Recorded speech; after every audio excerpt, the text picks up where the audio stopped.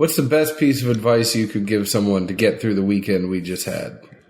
Well, the best piece of advice I could give right now, and this may cut a little deep, but I'm sorry, would be that if I just walked out of a quote-unquote massage parlor in my white Bentley and the popos pulled me over immediately, which turns out it was just simply to make a visual recognition of who they were pulling over and then let off, I wouldn't go back the next day.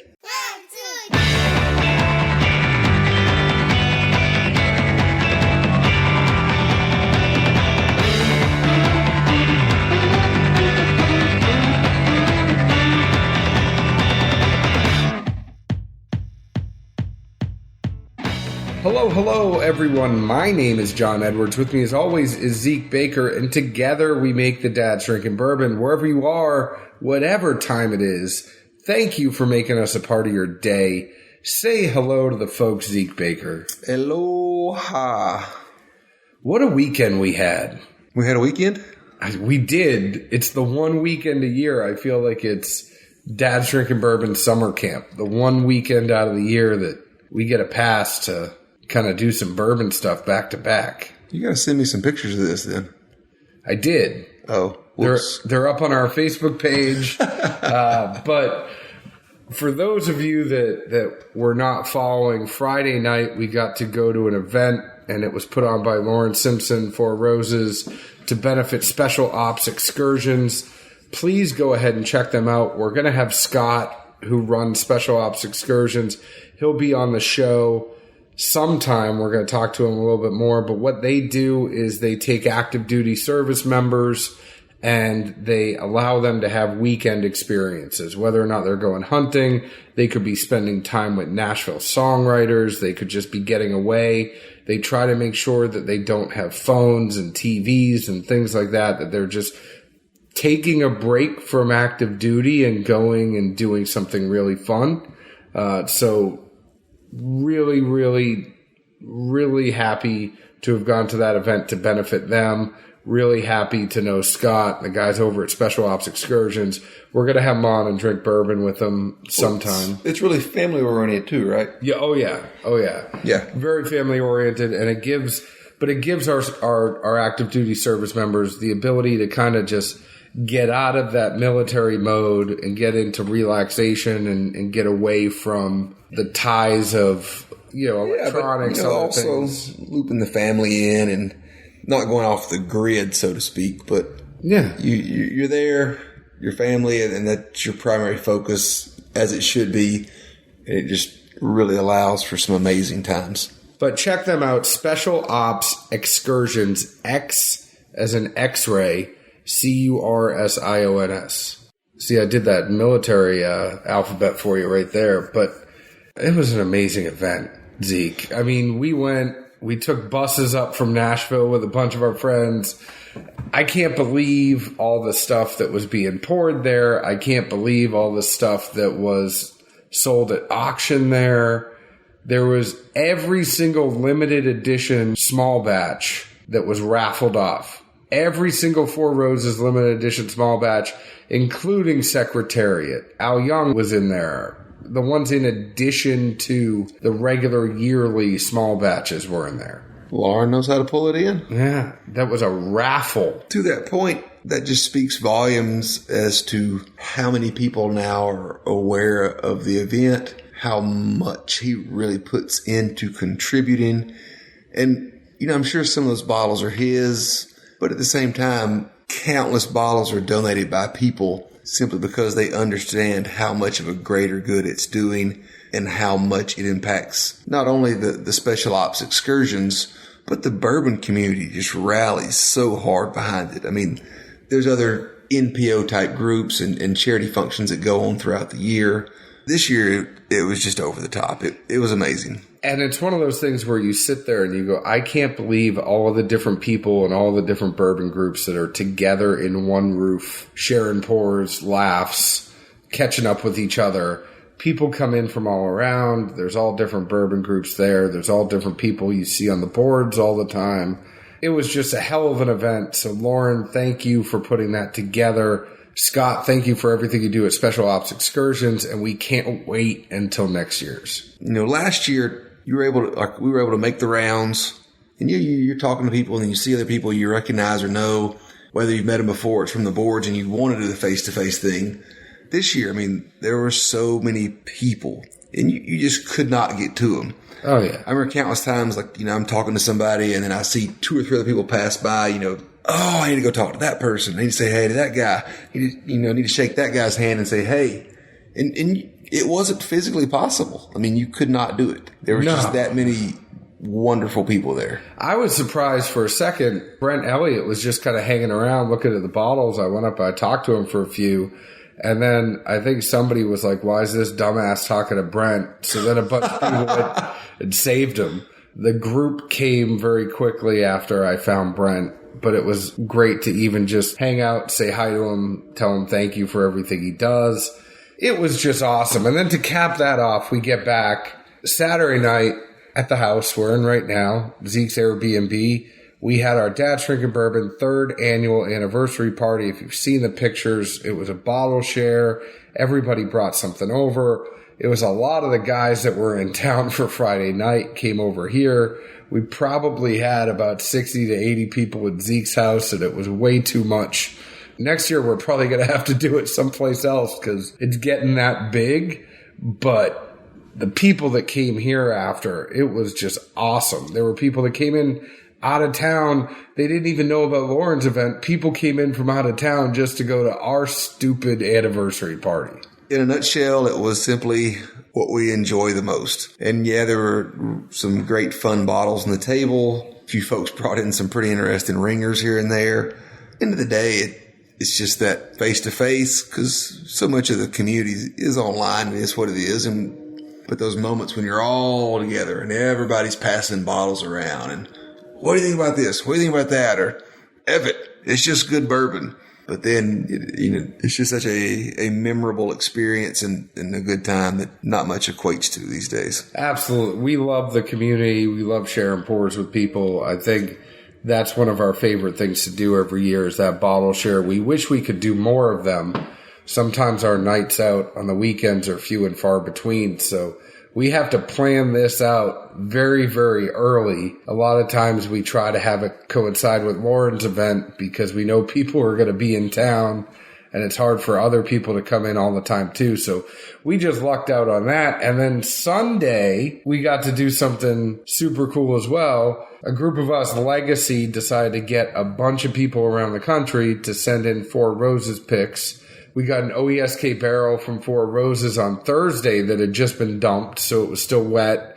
And we went and filled that barrel up on Sunday with a bunch of different store picks or private picks. We had all 10 recipes we put in there.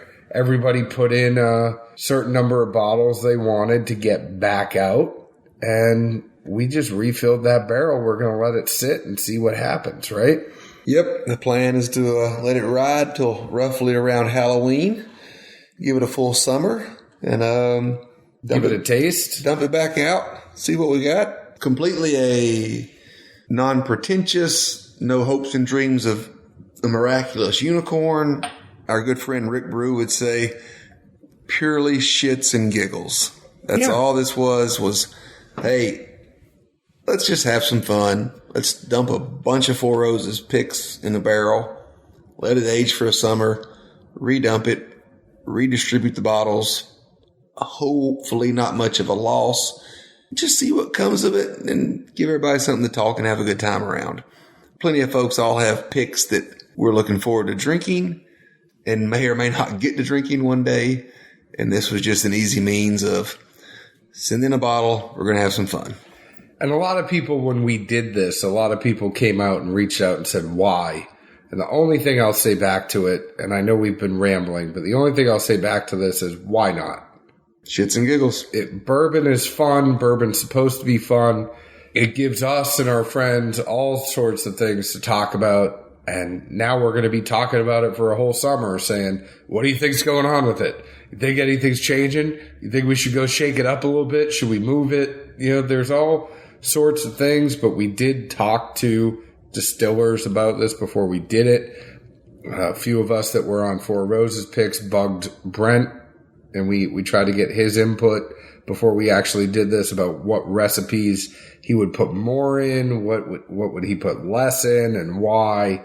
This wasn't something, I mean, it's shits and giggles, but we did try to put a little bit of science to it. So that being said, lots of awesome stuff happened. If we got to see you this weekend, thank you. If we didn't get to see you this weekend, please come back next year. So I just want to say, we did take the bus up to Clarksville to go to Lauren's whiskey event. I took the Half-Light flask from High Camp Flasks. We were on the bus. Everybody was sharing pours. Now, this fit 375 milliliters in the metal flask. It's really cool because it actually has the flask and it comes with the tumbler. We also have the 750 milliliter flask, but I didn't want to carry too much, so I had this Half-Light flask. Thing is super, super cool because it has that no drip lip. I knew when Zeke bumped into me on the bus, it wasn't going to fall over. It wasn't going to go anywhere. I just liked having it because it looks cool too. It has that like 6-shooter tumbler. Kind of looks like a bullet when you put it together, but it has that locking system. The thing with that locking system is kind of like, you know that Heaven Hill 27, the wooden box that goes around it? Yeah. But the tumbler locks into place onto the flask just like that Heaven Hill 27 box does. Well, for clarity, I have the tumbler, not the Heaven Hill 27. Yeah, neither one. No, we've seen it. I mean, we've played around with the Heaven Hill 27 box. We just didn't actually have it. But no, you did good with that. I was proud of you. They have it on Kickstarter right now, so we'll go ahead and put up a link for everybody who's listening, but you can find them at highcampflask.com. They also have a link to their Kickstarter. You can also find them on Instagram at highcampflasks. If you're on the go, if you're going camping, fishing, you're in a bus ride with a bunch of people going to a whiskey event, you're traveling for work and you want something you can put in your suitcase and have a checked bag and not worrying about glass breaking, it's really good for a lot of different uses. Let's get into what we're actually talking about today because... Finally, son, I'm thirsty. Today we have the Barrell Craft Spirits 15-year-old bourbon. It's a blend of Tennessee, Indiana, and Kentucky bourbons. It's 52.55% ABV, 105.1 proof. The price is $220 to $250. This is the oldest barrel since batch 9, which was 13 years. So this is a 15-year, but the closest thing to it was a 13-year in batch 9. Okay. So where do we go from here? Well, we taste it. See what we think about it. So we have been tasting. I know while I talk, you always do a good tasting of it while I ramble on and on and on. So what do you get on this one? Truly, there's nothing better than your ramble and allowing me ample time to kill half a bottle or something some days. I do what I can. MSP would be proud of you. Yeah. With great power comes great responsibility. I'm not sure where the ramble factors into that. I have the power of rambling to give you time to do things. That's irresponsible. That's not irresponsible. It's allowing you space to do what you do best, and that is drink and tell us about whiskey. So tell us about this whiskey. All right, Mr. Barrell 15. Nose-wise, cornmeal batter. Then on the similar thought process, if anyone's ever had cornbread where they do like a 50-50 of cornmeal plus like Jiffy, it was that kind of note with the corn and the sweet and kind of the sugar tossed all in there. Fair amount of alcohol comes off of it throughout. As a similar theme, dancing back to the corn, it seemed to me like warm creamed corn, where obviously, good Southern folks throw in a hefty amount of butter. And this also had more than a few pinches of sugar tossed in there. And then a little bit I did pick up as a nuance was the rye kind of kicked up once or twice, and I equated it to almost a cream de menthe flavor, if you know what that is. We use it as flavor in the store, so sorry for me going pharmacy for once, but it just really stood out as cream de menthe with that little rye kick. Creme de menthe. Cream de menthe. I'm the druggist. The alcoholic version of it is creme de menthe. You call me an alcoholic? No. Okay. Palate-wise, my first note says effing Dickel. I stand behind that. I'll at least elaborate on what I mean. It had some big rye heat, big artificially flavored, too much corn profile. And I'm not saying that this product is artificially flavored. It's just with most Dickels that I've ever tasted, the corn is just it's presented in such a way, it's like some funky artificially flavored cereal or something. I don't know. I mean, it's weird. It's unique bird. Towards the back end, it really got bitter and seemed parching. I have had this at least 2 or 3 times before tonight. And I wondered if, since this was a sample and we've had it for, a little bit of time, with air, similar to some other blends that we've had from various places, a lot of blends, especially when you're using juices from more than one source or mash bill, etc., they really seem, to fall apart and get weak as the air works on them. And that was, really what I kind of got out of this was that bitter and parching I'd never picked up before, but it's definitely there. Moving on towards a finish, just because it was different, I wanted to list it, but it walked away just leaving a rye singe and a parchment that was just drying and off-putting. I mean, that with the corn, it wasn't a whole lot to write home about, Mama. So I have a big problem, and my big problem is that I had this one at Nashville Whiskey Festival and absolutely loved it. When I left the Nashville Whiskey Festival, I went, holy shit, that Barrell 15 was really, really, really good. And I think there's a whole number of factors that we have to talk about here in the sense of how we did get this in a sample. It was in a Boston Round. There are variants that you were talking about with the air. Whatever it was, when I had it that night out of the bottle, I thought it was amazing. Well, how much had you had? Not much. I was in work mode. Had the recorder there. I was getting interviews. I was talking to people. I was networking for us. All right. So work mode was on, palate was off. Maybe. At least it wasn't broken. Well, if you're in work mode, what you got? Oh, that's great. Thanks. Keep moving. No, but it wasn't. I was with James. We actually stayed and talked to Joe for a long time. Was anything you had that night bad? Yes. I won't name names, but there was some bad stuff. It took you a while to decide that. No, I was going through the up and down of each aisle, and there was more than one thing that was bad that night. Because there is, quote unquote, experience mode where you get around, certain groups, certain people, have a few pours, etc., and your body becomes more of this is a great experience, and you focus less on what you're actually drinking. No, because that's the truth. I did get to have Old Forester birthday bourbon that night. I had the Wild Turkey Revival that night. It was a great experience, but those were very special pours. I thought the Barrell was a very special pour, and then the rest of it was more experience. Well, let's see how much you stand behind that experience. What I would say was the nose, and we did actually nose this and take a nip out of the sample bottle. I do think it changed a lot from the sample bottle to the Glen.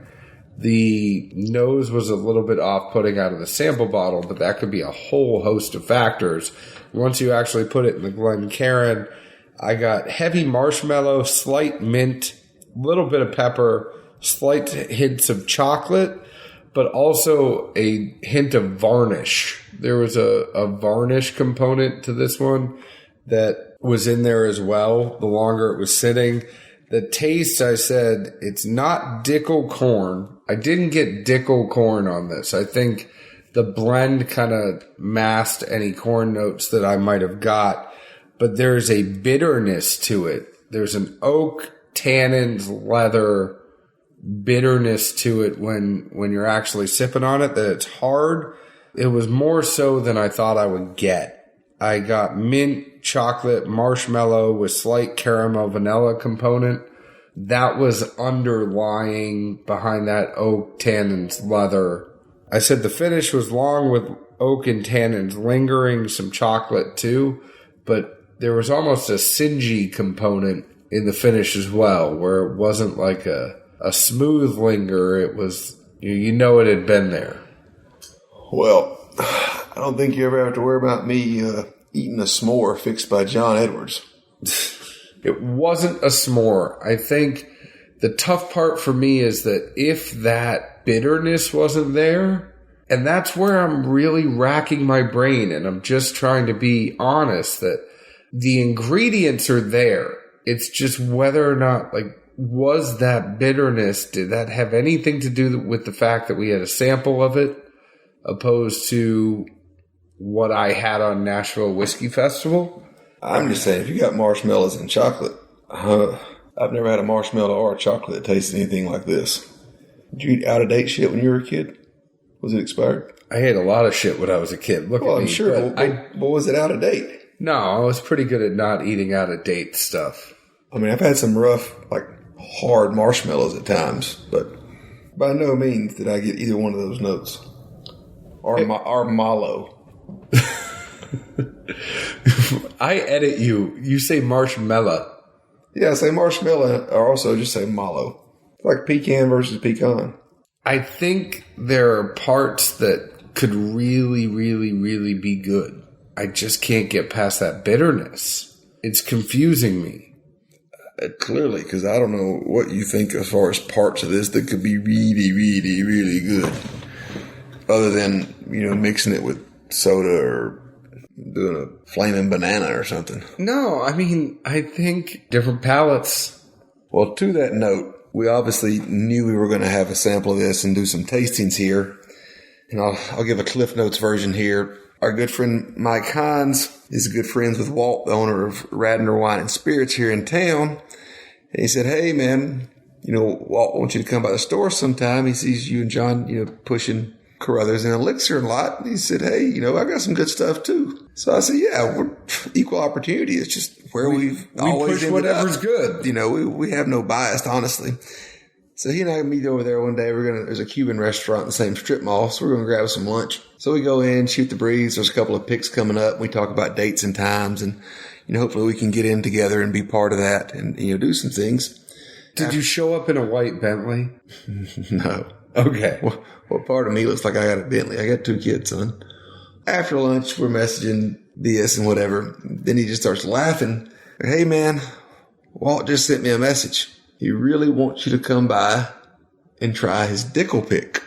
Obviously, I laughed pretty hard at this. Like, he knows I'm not a big Dickel fan, right? And by not a big Dickel fan, I mean pretty much almost not at all. But coincidentally enough, and sorry if this is being somewhat long, but a coworker had given me a gift certificate to Radnor last year, which I had yet to use.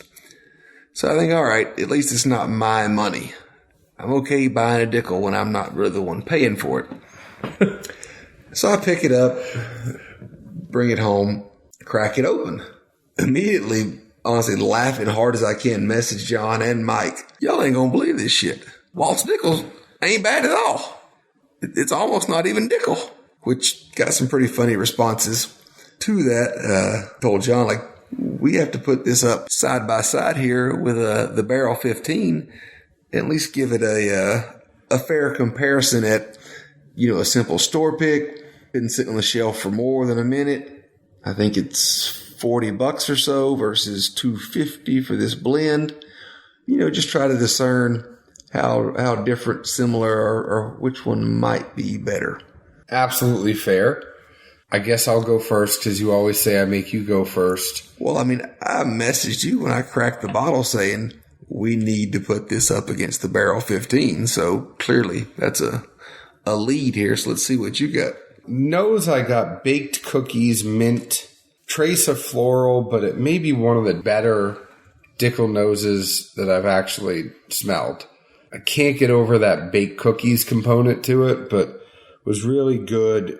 The taste was caramel, chocolate, fruit, spice tingle, mint. It drinks easy, but it tingles like I had Pop Rocks. And then I wrote, where's the corn?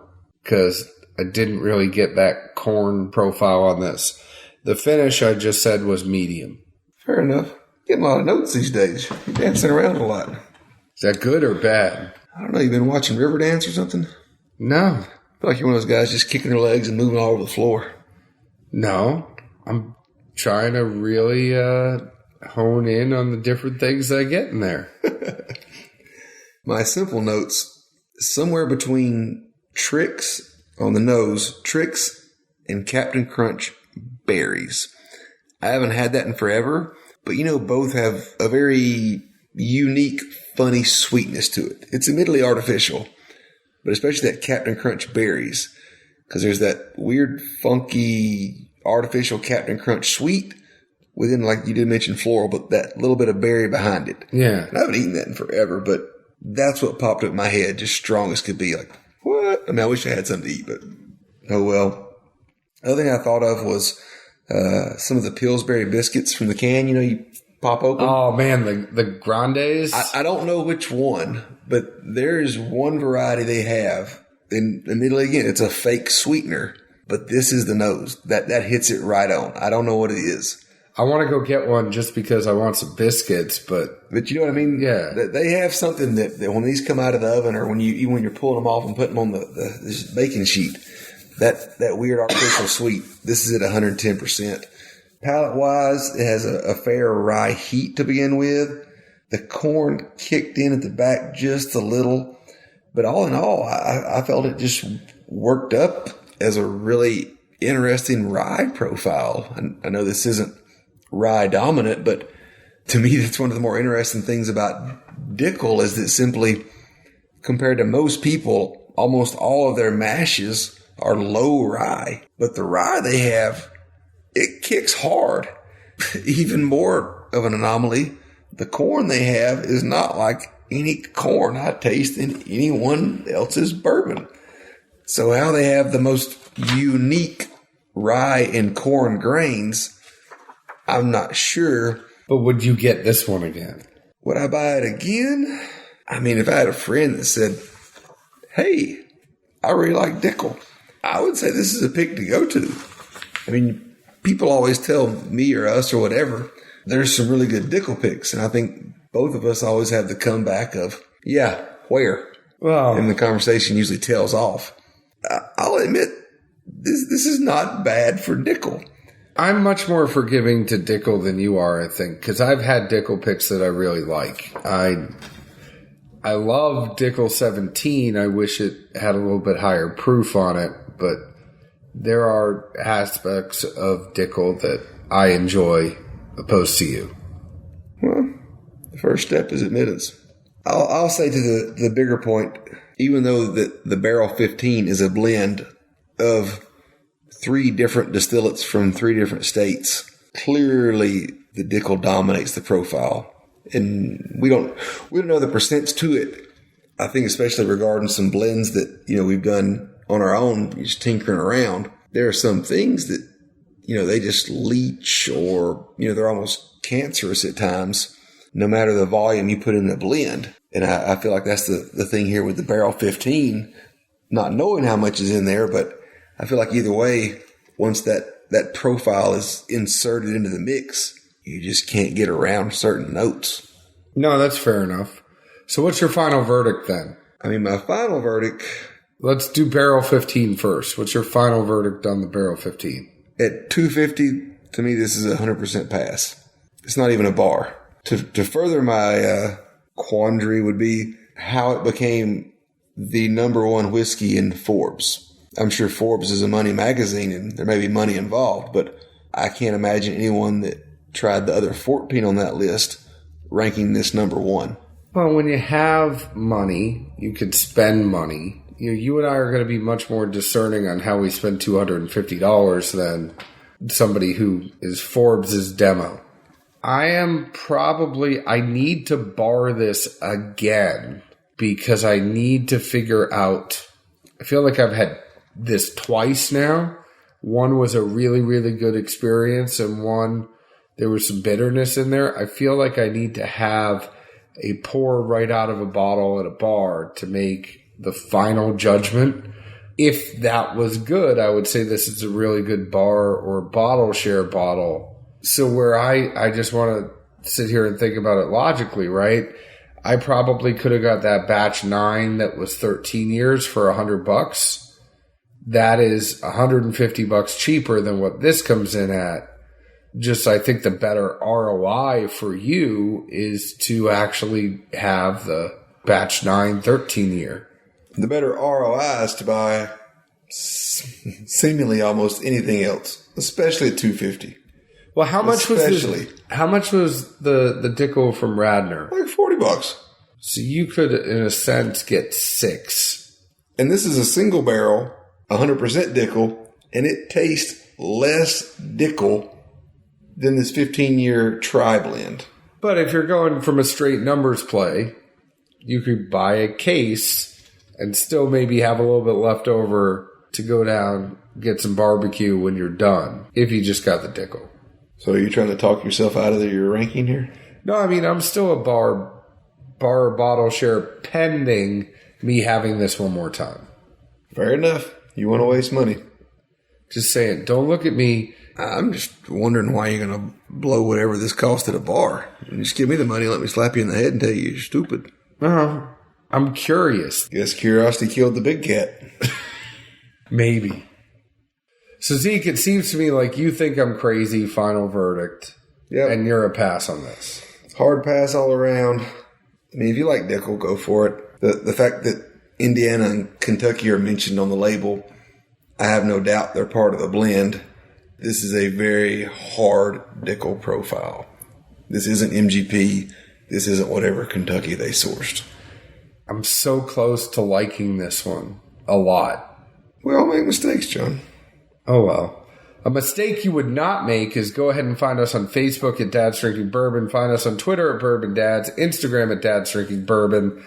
Please go ahead and join our Facebook group, Dad's Drinking Bourbon. Answer a couple questions. Come on in. I'm sure you're already listening to us on your favorite podcast app. Please leave us an open and honest review. And Zeke, where else can the folks find us? Good old Music City, USA. Cheers. Ciao.